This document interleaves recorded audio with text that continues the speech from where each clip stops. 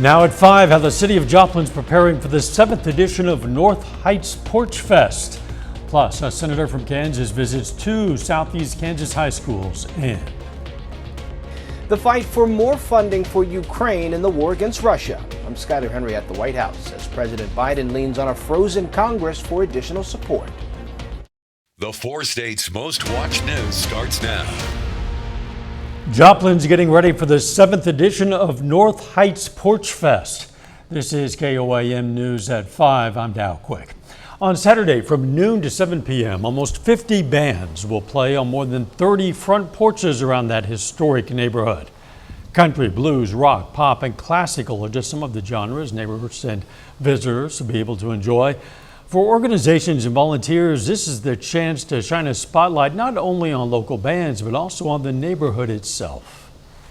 The entire neighborhood kind of bands together to make sure that they're looking as nice as possible for Porch Fest. It's really amazing to see in the couple weeks leading up to it how many people are out and about putting flowers out, cleaning up their yards, making things nicer, to put on a show for the community. And the neighbors get out and walk around and you meet your neighbors. And it's made a big difference. You can see a big difference in the neighborhood in the last 4 or 5 years. More than 10 food trucks and 20 artists will also join that event. You can find details on our website, KOAMnewsnow.com. A U.S. Senator today stopped by a couple of Southeast Kansas high schools. Jerry Moran of Kansas toured Labette County High School in Parsons and Southeast School in Cherokee. Moran says he made the trips to see how our local schools are doing. This is an opportunity to reconnect with Labette Community College. Also visited a couple of high schools while I've been in Southeast Kansas today, and in particular paying attention to their technical and vocational education and their relationship with Labette Community College in particular. Senator Moran also visited Labette Community College in Parsons. Changes coming in the weather. Chief Meteorologist Doug Heddy. Yeah, some big changes heading in. Already we've had 2 nights of rain, which is great, and we're cooler today compared to what we saw over the past week where we had mainly 80s for highs. We're sitting upper 70s outside right now, lower 80s once you get out across western parts of Kansas, but we look fine. We have clear skies out there right now, and that's what we're going to see as we go through the overnight hours, but we are going to get this wave which is going to rotate in. This is going to give us a stronger cold front that is going to push in tomorrow. This evening, if you want to get out, sliding back 70s, 60s. Eventually, we'll drop back near 50 for us later on tonight. Of course, we're going to look at the cooler temperatures moving in, all coming up here in a bit. See you soon. With the speakership up for grabs, House Republicans are expected to hold a candidate forum next Tuesday. Members are hoping for a vote on who will fill the vacancy by the middle of next week. Until the next speaker is elected, the House is paralyzed by politics, unable to conduct business with a looming November funding bill deadline that could shut down our government. One of the issues that will be talked about in deciding the next speaker is continued funding for Ukraine. Reporter Skyler Henry is at the White House with the latest on the president's push to continue helping that nation. Workers removed bodies from the rubble after a Russian missile strike on a village cafe and store in eastern Ukraine killed more than 50 people.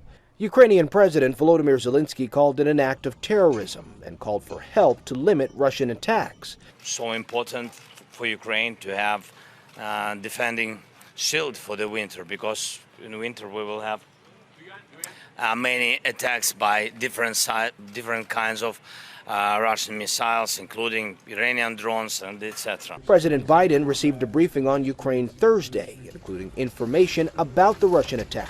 We have to continue to support the people of Ukraine because this is the horrifying nature that they live in every day. President Biden is planning what the White House calls a major speech on Ukraine as he pushes Congress to authorize up to $24 billion in additional support for Ukraine's defense. Congress can't do anything until the House elects a new speaker, and a growing list of Republicans say they will not support a speaker who plans to allow a vote on more Ukraine funding. All you hear out of Washington, D.C. is demanding billions of dollars for Ukraine. Zelensky says he believes the U.S. will come through. I was recently in Washington, talked with President Biden. I talked to congressmen from both parties, both chambers. They fully support the defense of freedom. The Pentagon has warned money to supply Ukraine with the weapons it needs to fight Russia runs out in about 2 months. Skylar Henry, CBS News, the White House. Pentagon says it has about $5.4 billion left to help Ukraine and has spent about $44 billion to date since Russia launched the war on Ukraine in February of 2022. Late California Senator Dianne Feinstein is remembered in a service today. The service is at the San Francisco City Hall, the city she led for a decade as its first female mayor. Vice President Kamala Harris, Senate Majority Leader Chuck Schumer, and former House Speaker Nancy Pelosi are among the dignitaries attending that private memorial. Feinstein died last week at the age of 90. Still ahead, how engineering students are helping a pedal-powered submarine that could help save marine life. And next in Health Watch, how a cochlear implant saved the hearing of a 2-month-old child. Topping today's Health Watch, researchers in Texas are hoping a robotic arm currently undergoing clinical trials can help a stroke patient recover the use of his limb. Oswald Ritas can control this robotic arm through a headset that reads his brain waves. The 68-year-old suffered a stroke in 2014. Therapy helped him regain the ability to speak, but he still struggles with mobility on his left side. Once the robot receives the information Ritas wants to move his arm, it generates feedback to his brain.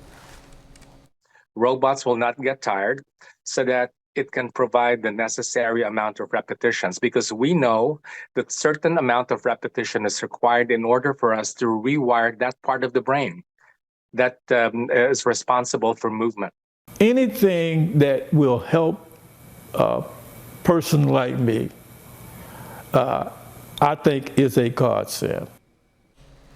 Researchers from the University of Houston and Tier Memorial Hospital are studying the brain waves to see what happens to the brain when they're training people using robots. That data will help develop programs to assist stroke patients in robotic rehabilitation. When a 2-month-old with a rare infection began losing her hearing, her parents had just days to decide how to treat it.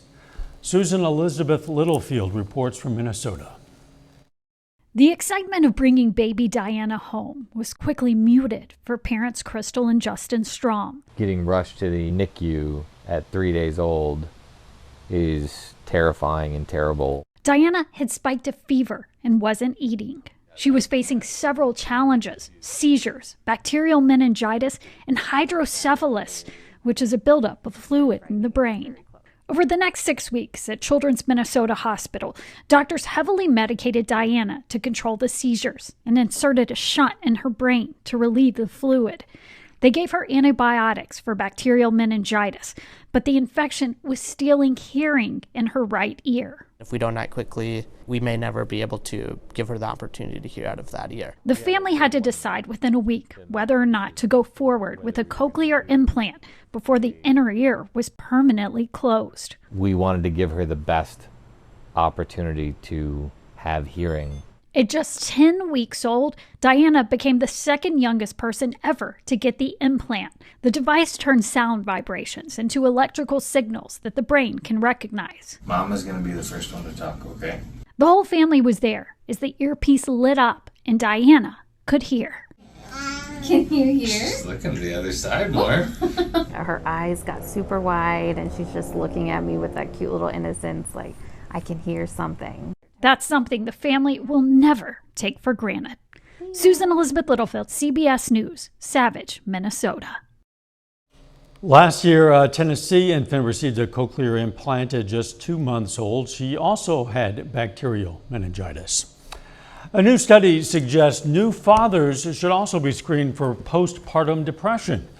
In a survey of 24 fathers by the University of Illinois Chicago, 30% screened positive for postpartum depression. Researchers say men often aren't as willing to accept help, and their mental health issues can impact their partners as well. Doctors in South Korea say they've made a breakthrough in treating age-related diseases. They say they've been able to selectively remove aging cells without harming normal, healthy cells. Aging cells contribute to inflammatory conditions and age-related ailments. Researchers say the next step is to use the technology in clinical trials. And that is a look at today's health news. A little bit later, we're going to check out this week's report on new unemployment claims. Plus, much cooler temperatures are working in over the next couple days. Details coming up.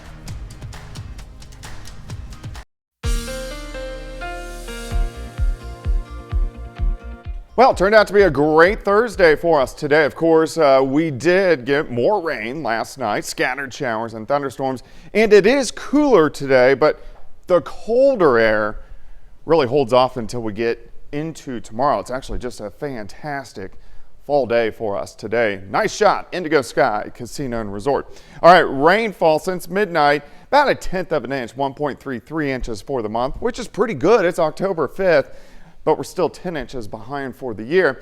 And on Thursdays, our new drought tracker comes out. Southwest Missouri, Northeast Oklahoma, all looking pretty good, pretty much out of the drought. Joplin looks good, Pittsburgh looks good, still very dry. Nevada over toward Iola, Chanute down toward Independence, but we're working on the drought, which is good. All right, 78 in Stockton, 77 in Neosho, 80 in Miami. Parsons is sitting at 83 degrees. It looks good. 7th and Rangeline, 78 northerly winds at about 10 miles per hour. And if we look north, we got a strong cold front just getting into the lower 48, Duluth over toward Minot. That is the front that has that colder air, which is going to draw in as we get into your Friday. If you want to get out this evening, looks great. Drop back through to 70s, 60s. Overnight lows tonight near 50. Clear skies, that's what we're going to see tonight. Clear skies sticking around, rain gone. But as we get to the north here, this is going to draw in some clouds in the cooler air as that next cold front heads toward us. And you can see this upper level low drops in. We get some winds on the back side. And because it sits across the Great Lakes, we get cooler, nice fall-like weather as we go through the next several days. Let me walk you through your Friday into the weekend. Tonight, clear, dropping near 50.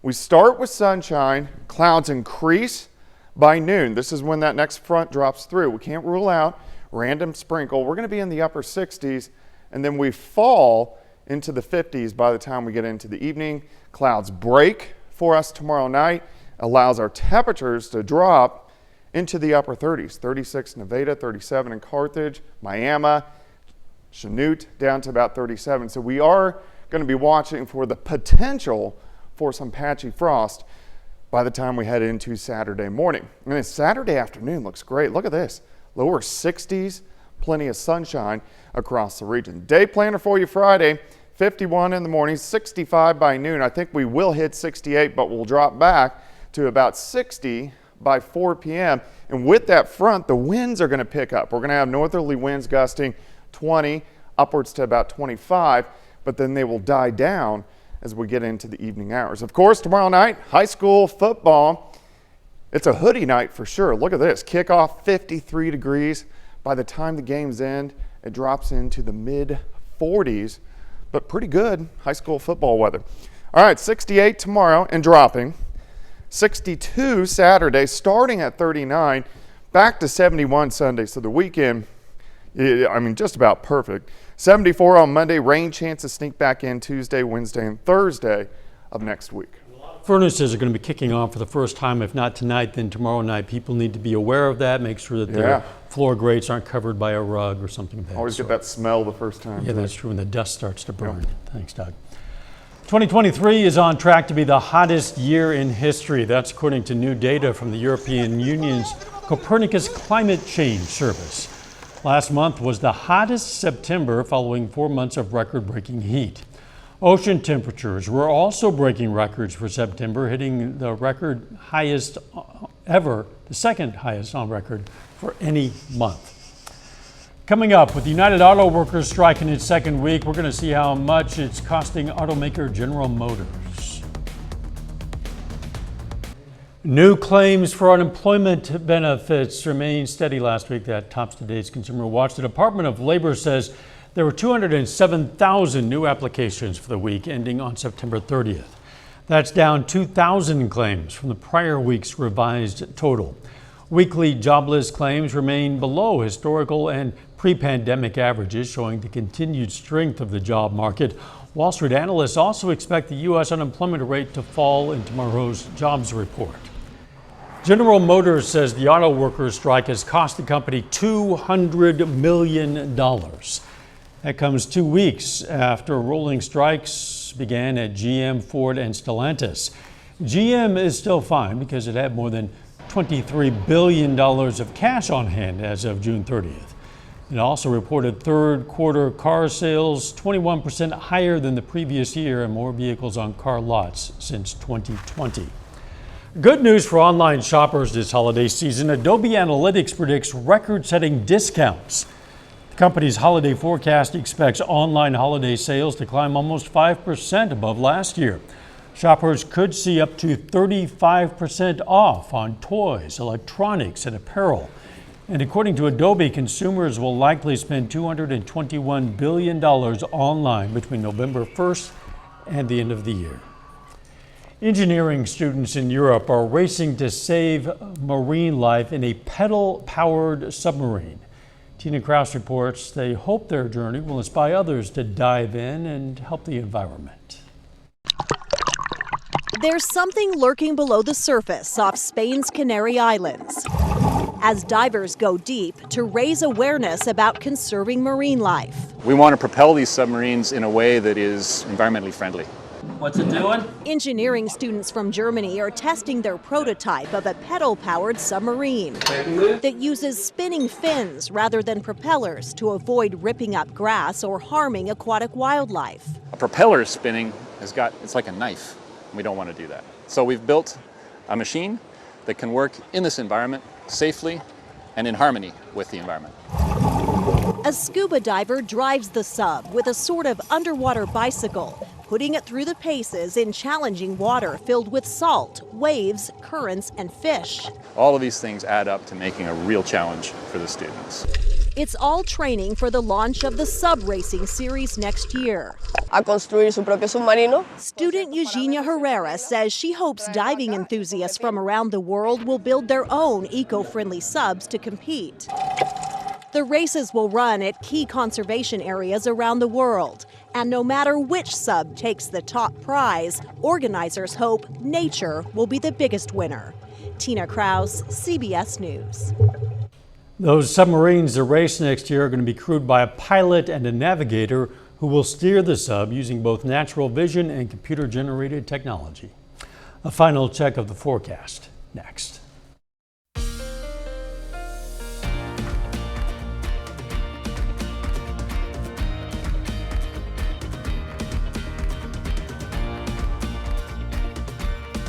Up next on the CBS Evening News, how an investigation into improper care of horses has put a military tradition on hold. Then on KOAM News at 6, we're going to have more on the preparations for Porch Fest in Joplin's North Heights neighborhood, plus how the Joplin School District is helping students facing homelessness. And Pitt State holds its weekly press conference ahead of a big MIAA matchup against Emporia State. Stay with us for the CBS Evening News and then KOAM News at 6. Hey, remember you can get news, weather, and sports anytime by downloading the KOAM News app. You're going to find more content than you will on air. Plus, you're going to get alerts sent straight to your phone. It's free of charge. Search for the KOAM News app. The spaceman wears Prada.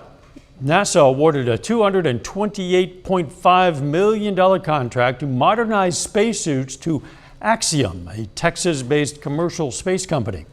Axiom has turned to Prada and NASA approves. You're seeing a prototype for the new spacesuit.